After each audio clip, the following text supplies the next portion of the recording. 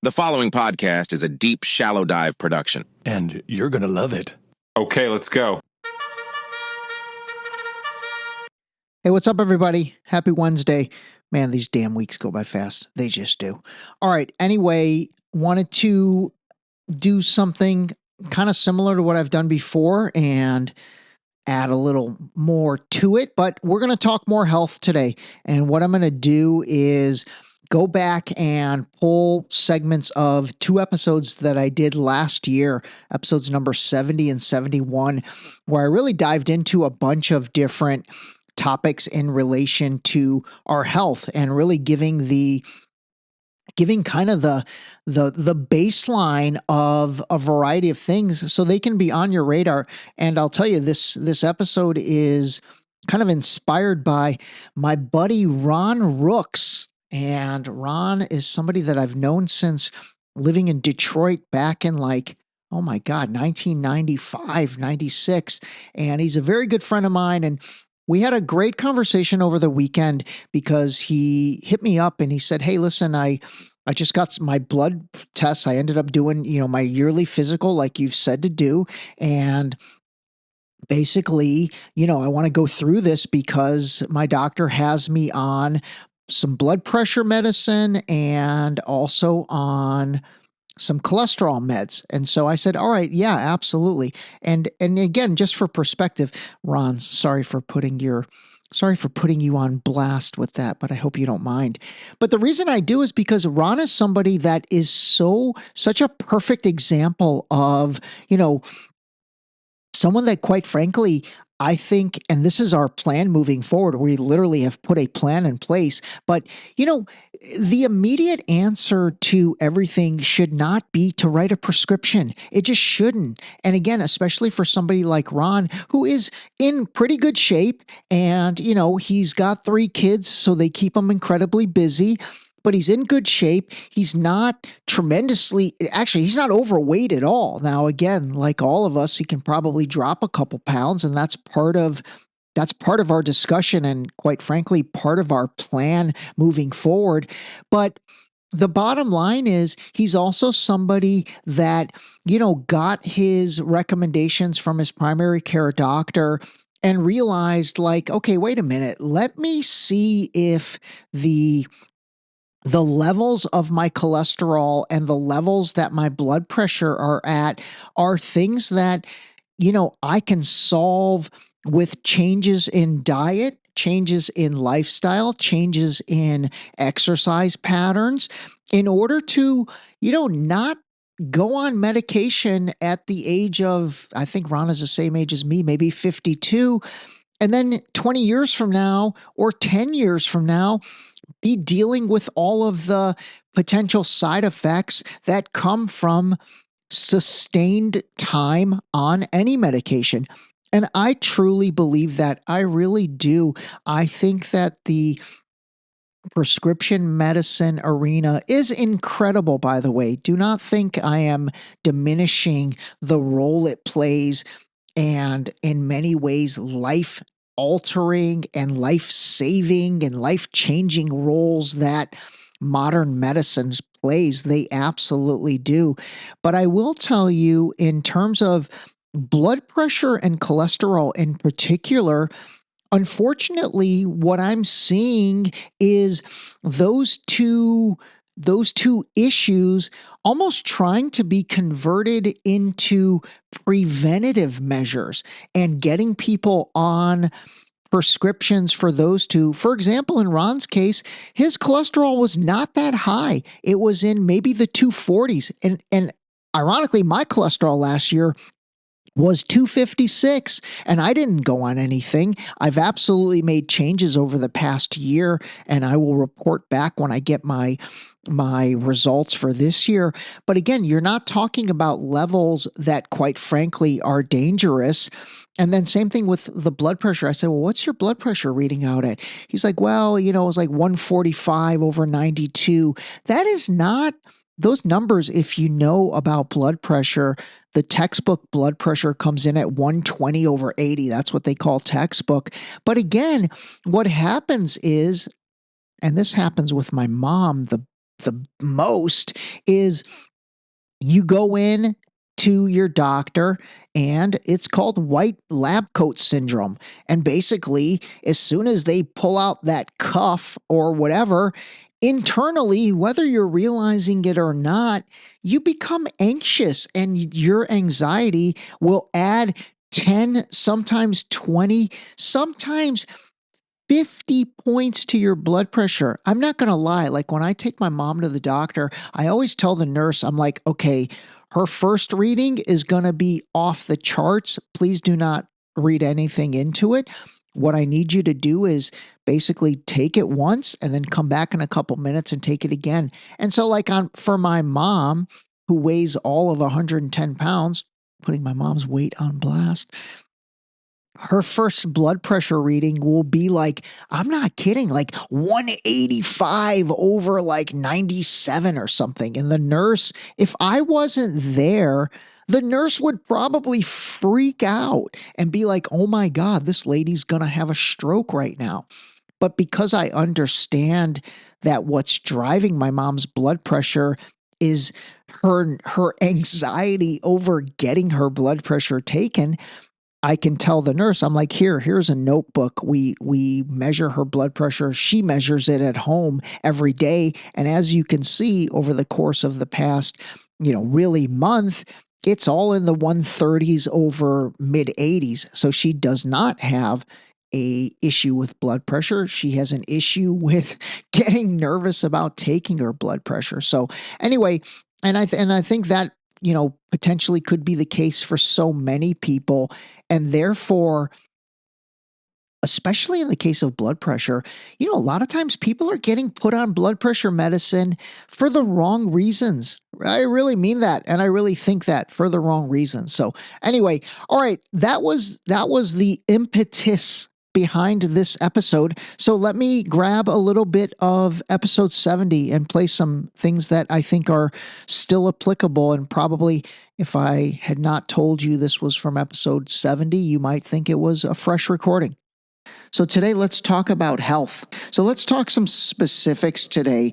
And I'm going to talk about probably start off with, what I think honestly is the most important thing, and that is movement. And by movement, that's anything, and that's anything and everything.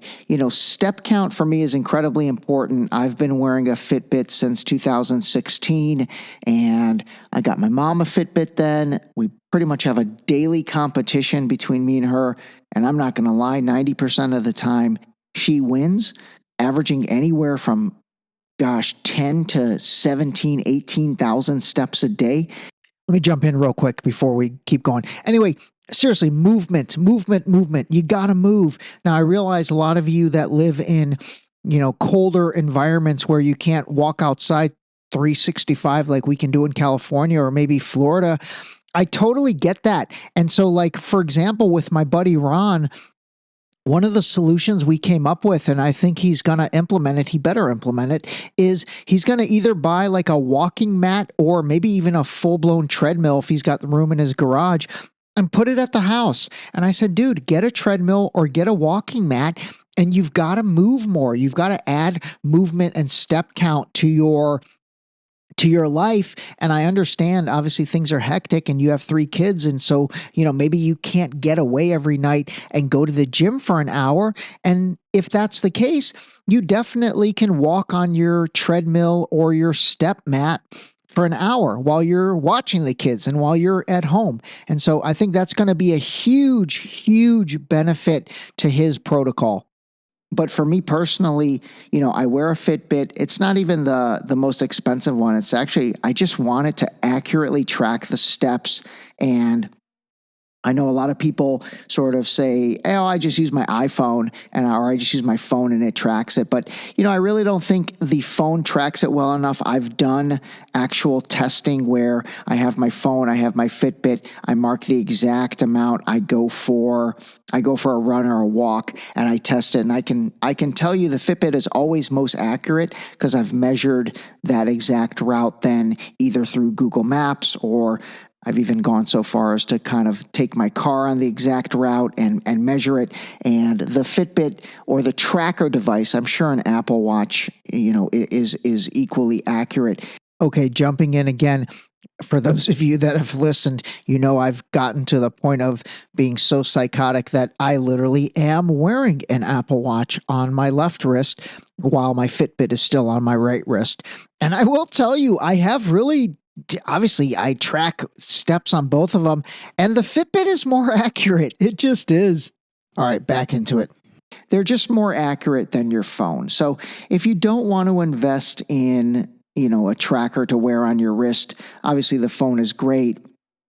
And maybe what I'll try to do is see if I can find data on really the difference between the accuracy of tracking. At least that way you'll have an accurate count.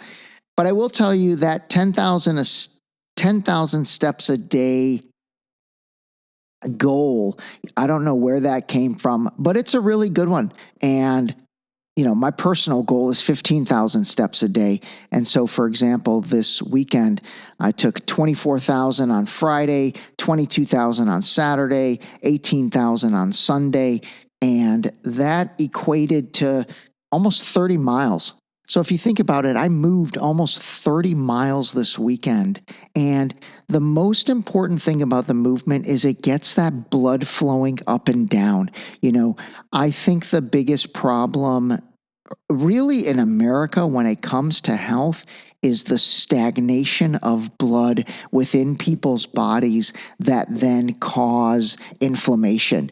And that inflammation, that swelling of the joints, if you ever meet somebody, I'm not just talking about being fat, but if you ever meet somebody and it looks like their ankles are swollen or they have swelling around their wrists, that's called edema.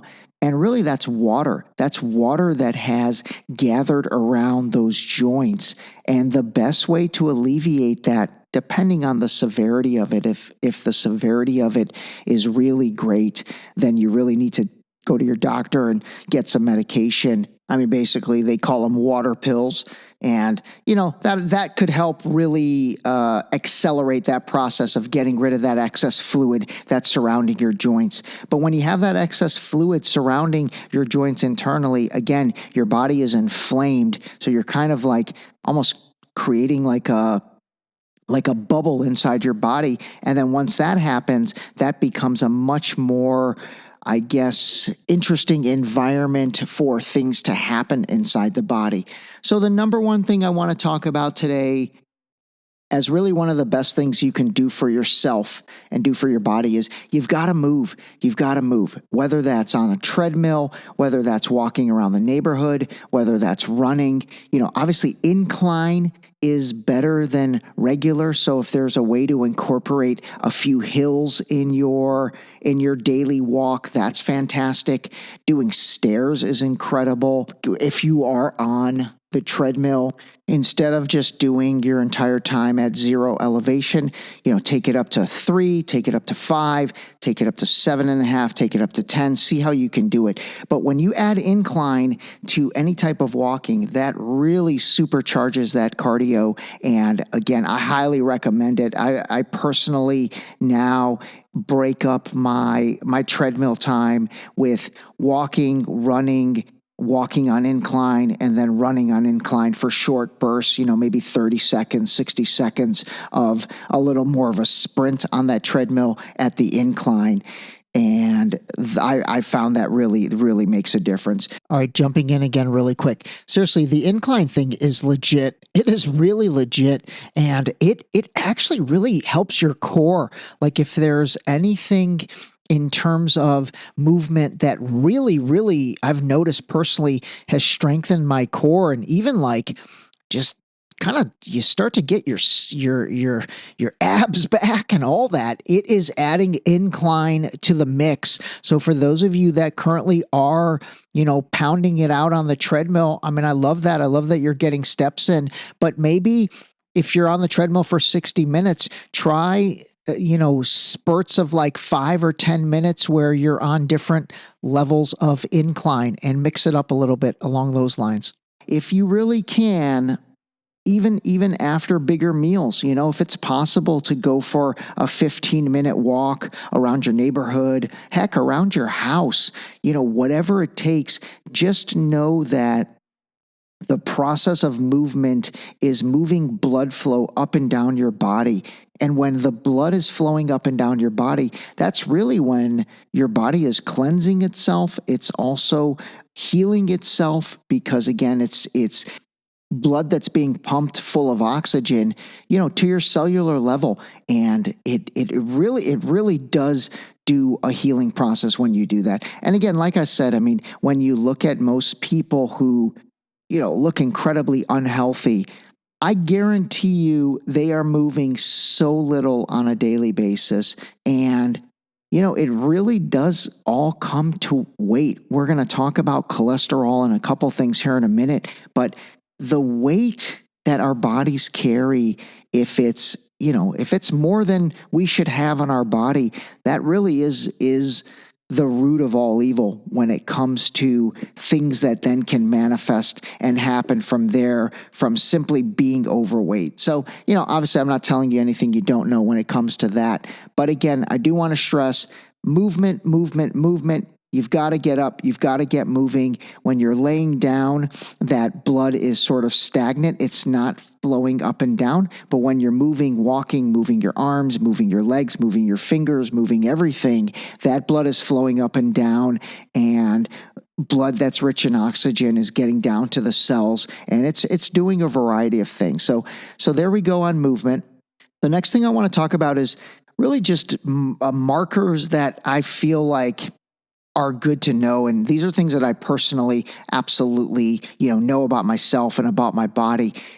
The first one, this one's a little controversial, and obviously it is your weight. And, personally for me, I do weigh myself every morning. I use that as a data point to keep myself honest. I know that is a controversial thing because there's a lot of people, and honestly, a lot of health experts that are much more knowledgeable than I am, who claim that's not a good idea and that's not a good process. Let me tell you why I do it. I do it personally, again, just to sort of set the stage for the day.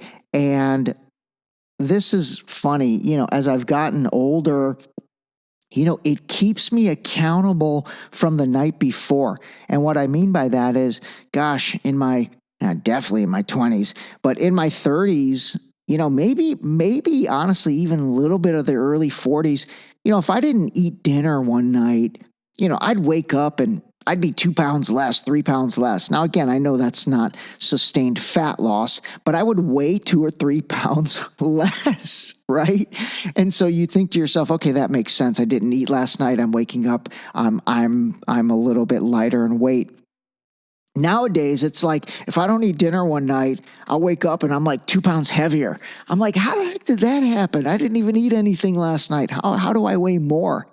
And I don't really know the total answer to that, but a lot of it is the water retention. It's much easier to retain water as you get older. And so obviously that weight, probably is attributable to that. But the reason I weigh myself every morning is, again, it does help me understand what took place the day before, both from my step count as well as from what I ate. I can honestly say every time I go out to a restaurant and let's say indulge a little bit, or even if I don't indulge, even if I just kind of eat a normal meal, there's so much preservatives and really so much salt and other products in most restaurant foods that they need in order to make it taste delicious, to keep you coming back, that, I really do notice it the next day. And most days when I have, had a work dinner or just a dinner outside the house, I will notice us, whether it's a pound, half a pound, whatever. I mean, I track that stuff, and it just helps me kind of understand what I did the day before and then how that plays out in my body. So Really quick, I want to jump in and reinforce something I talked about in a previous episode. Again, when you go out to that restaurant the next day, I know this is gross, but when you go number 2 in the morning, I mean, see what that number 2 is like compared to your other number 2s when you eat at home. I'm telling you, man, I've just noticed like it smells worse, it looks worse, it just is worse. Again, sorry to be gross, but that's real talk. So like when you go out to eat, pay attention of what the next day deposit is so you can understand maybe the quality of the food from the place you were at the previous night. And then who knows? I will tell you this. I obviously you guys know I do that. And there's been a few times I'm like, that was horrible. I am never going back to that restaurant again. And I never have. When it comes to weighing yourself, personally, I am a big fan of that. Obviously, a lot of people also kind of track their weight based on how they feel in their clothes. And so if you feel like, your clothes are tight, that definitely is a sign. But for me, I really do believe in tracking that weight. I keep it inside my Fitbit app. I have a smart scale as well, and that way I can kind of track. And it's been interesting. I've been tracking my weight since 2016, and man, it's been a little bit of a roller coaster. I'm not going to lie. It's been a little bit of a roller coaster. I've gone from, I'm going to share my weight now, 144 to 164, 20 pounds, and back down to like 155. And I can say this morning I was 148. So, all right, let me jump in. This is actually real. Literally yesterday morning, I was 149. So I recorded this podcast yesterday and I was 149. I'm getting back close to my 144 weight, which is funny because I weighed 144 my sophomore year in college when I competed in my fraternity fight night boxing match at the weight of 144, and I won my first fight. It was 3 3-minute rounds. I fought a guy from the boxing club. I literally remember his name, but I'm not going to say it. And I won that first fight, but I was so exhausted because I think I threw about 46,000 punches. My defense was offense. They called it the windmill approach. And through that windmill approach, after 3 rounds, I was so exhausted, I faked a wrist injury and forfeited my next fight. That's a true story. Anyway, all right, weight, it's important. Think about it. Whether you decide you want to measure on a scale every day, that's up to you. If you do measure it on a scale, try to keep track of those numbers somehow, whether it's a smart scale, whether it's inside your iPhone note, whether it's literally writing it in a notebook or something. Keep track, because I'm telling you, personally, I find a benefit in weighing myself on a daily basis, even though others may not.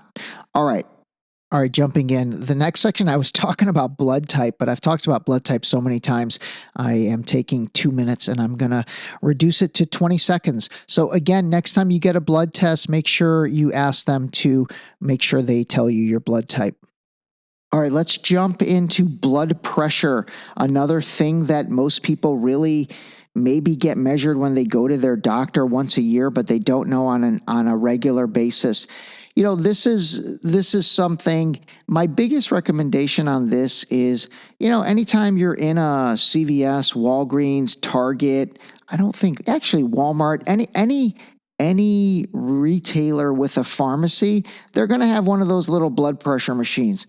Seriously, just go over there and take 4 minutes and measure your blood pressure at those machines. I literally do it every time I'm in one just to see where I'm at. And all right, jumping in real quick. So obviously I talked a little bit about this at the beginning of the episode in terms of this was one of the main things Ron and I talked about, but I am going to play this. So again, there will be a little bit of repetition in what I said earlier, but I think it's worth hearing.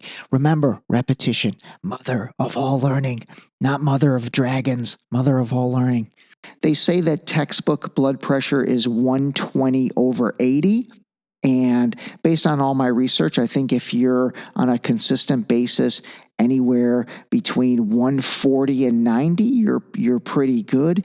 I will tell you, blood pressure is also very contingent on, stress level and your anxiety. And so a lot of times when people take their blood pressure at the doctor's office, they get something called white lab coat syndrome, meaning you get nervous when the doctor with the white lab coat comes in, and so it measures higher. You can also easily buy a cuff blood pressure machine, or even one that goes around your wrist that's really small, just looks like a gigantic watch around your wrist, and you could have it at home. And you can measure your blood pressure. I do have one. I can't say I measure my blood pressure on a daily basis, but I will tell you once every couple months, I'll just bring it out. I'll measure a couple times a day and, just make sure that there's nothing, crazy going on with my blood pressure. All right, let's jump into cholesterol. Cholesterol is something that I think is just one of the more popular topics that people talk about when they assess their health. It's the one that I get the most calls from friends on after they've gone to their doctor and they've gotten their cholesterol scores and they want to try and understand what that's all about before getting put on a statin drug, something like Crestor or Lipitor, which personally, I can't say I'm a fan of those for a long-term basis. I think they're okay to take on a short-term basis to help bring those numbers down, but they do lead to longer-term, muscle deterioration. So I'm not a fan of taking what they call a statin on a regular basis. But when it comes to cholesterol, there's really four areas you need to be concerned about. One is obviously your total cholesterol. The textbook likes that number to be at around 200. Anything over that, they label as high cholesterol. There really is a push to get a lot of people on statins, which again, that's another topic, but I'm not a fan of that. Personally, after all my research that I've done, I've really found the number, the borderline high number is 240, but based on all the things I've read, if you're between 200 and 240, especially 220, 225, I don't personally advocate, and this is not medical advice, just my own personal opinion, but anything below 240, I view that as being something that you can manage that yourself. And I'll tell you what, the absolute best way to bring down your cholesterol is to lose weight. Like if you're overweight and your cholesterol is a little high, I guarantee you, because I did this myself, I guarantee you if you cut weight, your cholesterol will naturally come down. I had cholesterol at 234 when I weighed about 155 pounds. And then when I got back down to my 144, 145, my cholesterol came down to 168.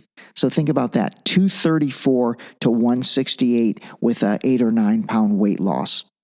The next two numbers when it comes to cholesterol, they're called HDL, LDL. I'm sure you guys have heard those numbers before, or those acronyms before. High density is the HDL, low density lipoprotein is the LDL.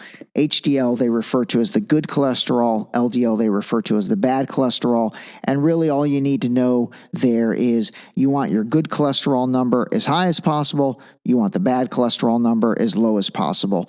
And again, you don't have to worry about, okay, do I need to do specific things for each? I'm telling you, cholesterol, I have found, is so manageable through your diet, through what you're eating, and then through your weight, and trying to really get your body at an optimal weight, trying to lose weight to where you don't have swelling. Like right now, if you look at your own wrists and even your ankles, if you can push them in and it feels watery, then you've got swelling, you've got edema around your joints.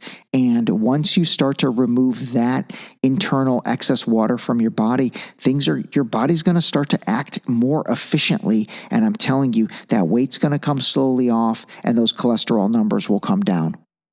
The last part of cholesterol that's actually very important and pretty much not many people pay attention to this one. Most people, it's like the total number, HDL, LDL. But triglycerides, this is a type of fat, and your body needs triglycerides. And triglycerides is really a measure of the fat in your bloodstream. So this is something to really keep track of.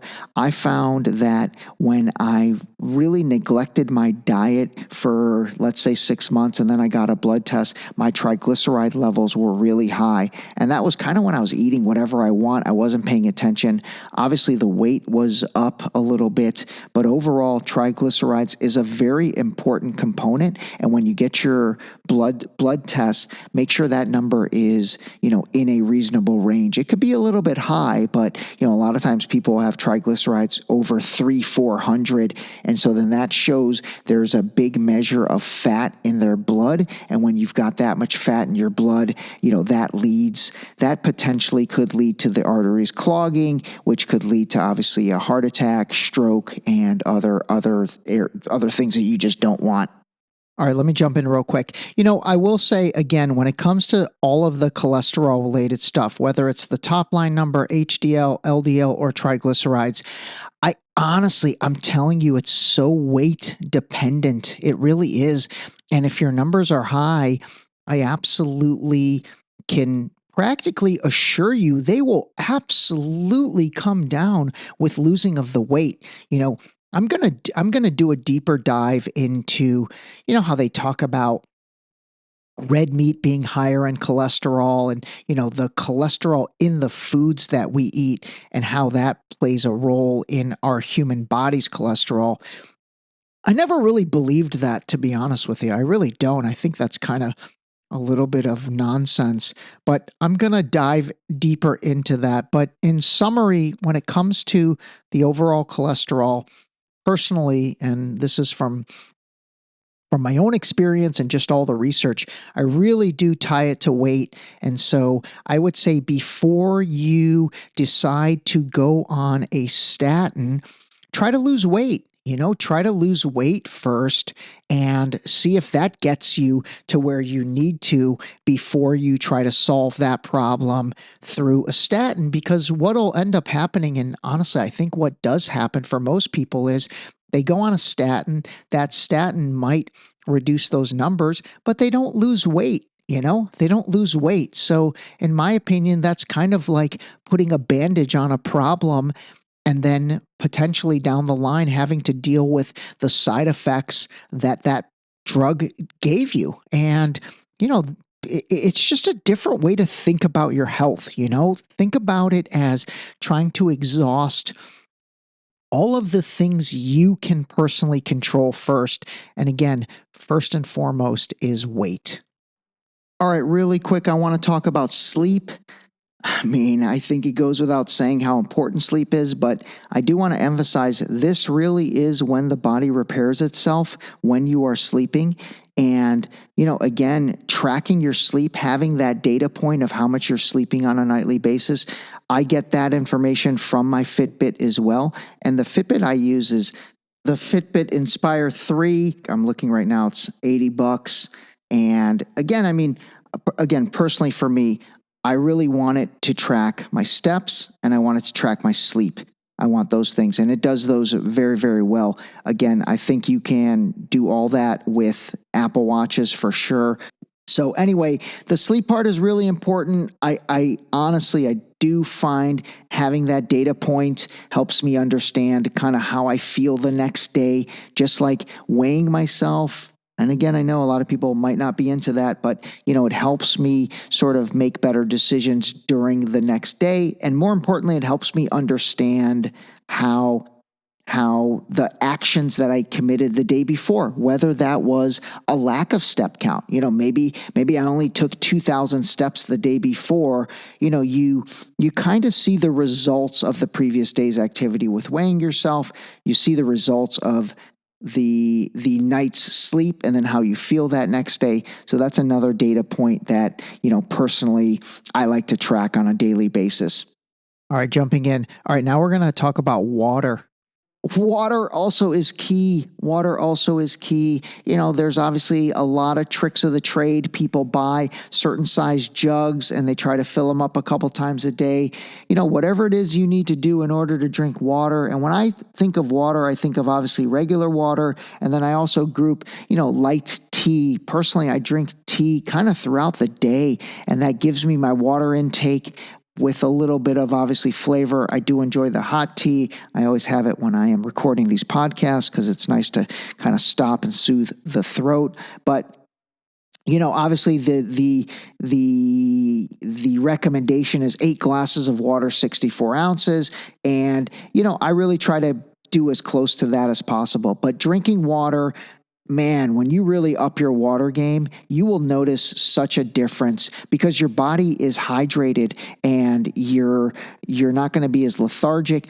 I notice it in my skin. I feel like my skin is better, and I just feel like overall my body is working better. And then especially when I up that water intake, you know, I'm going number 1 a lot more often, and I do notice more clarity. And even with your pee, by the way, as gross as this sounds, I mean, when it's really kind of has a strong urine scent, that again is your body taking things out that really should never have been there. So when it comes to number 1 and number 2, the smell is a crucial data point that you can sort of use to analyze, you know, what took place the day and night before and how that manifested in your body.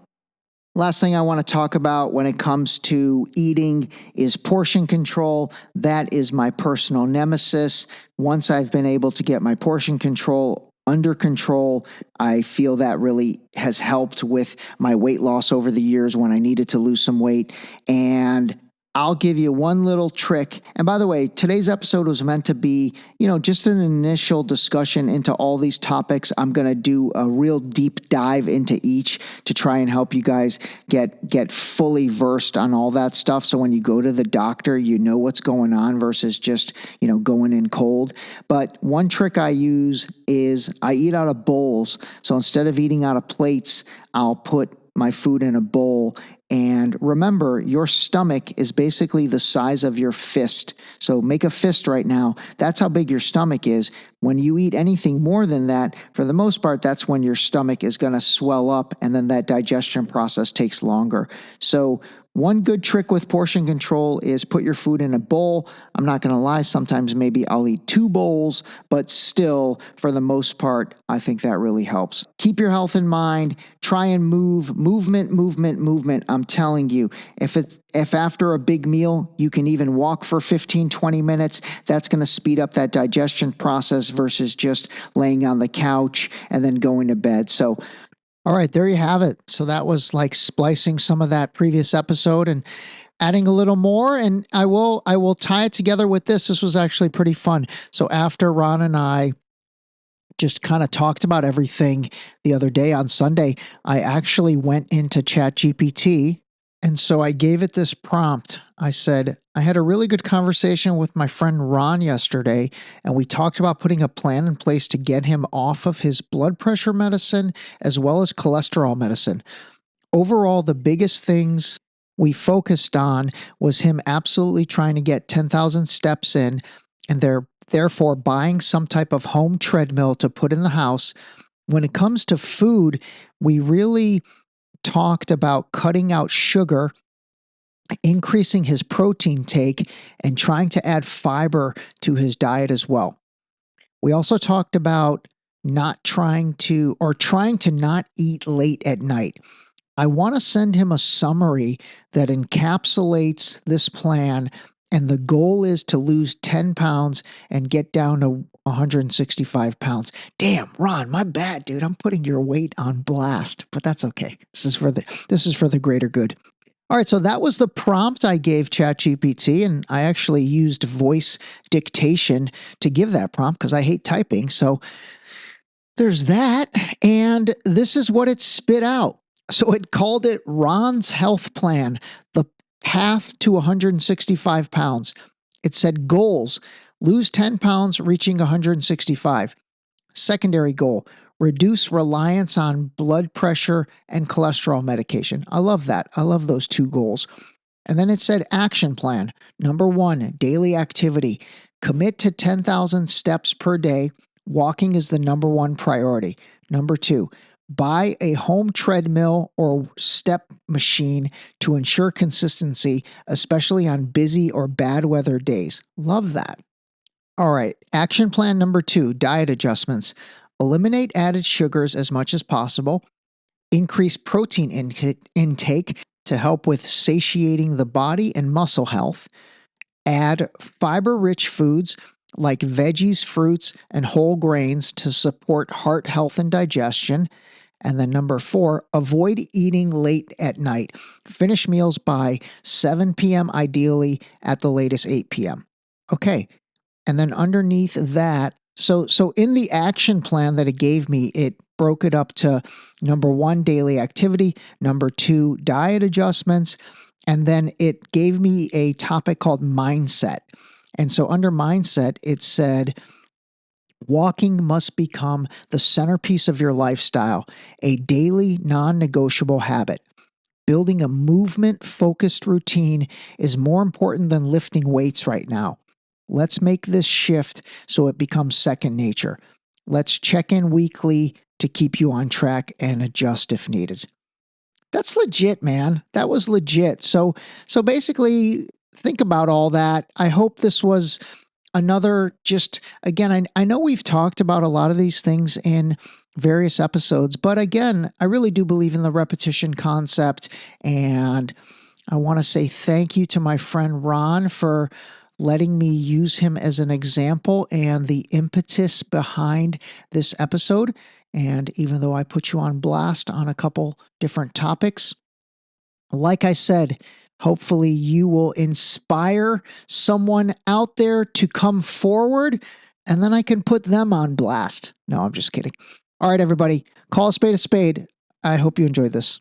That was a great way to end it. This episode was brought to you by the new book, Deep Shallow Dive Into You, available now on Amazon and Barnes & Noble in hardcover and paperback. Don't forget to sign up for our new mailing list on our website at deepshallowdive.com.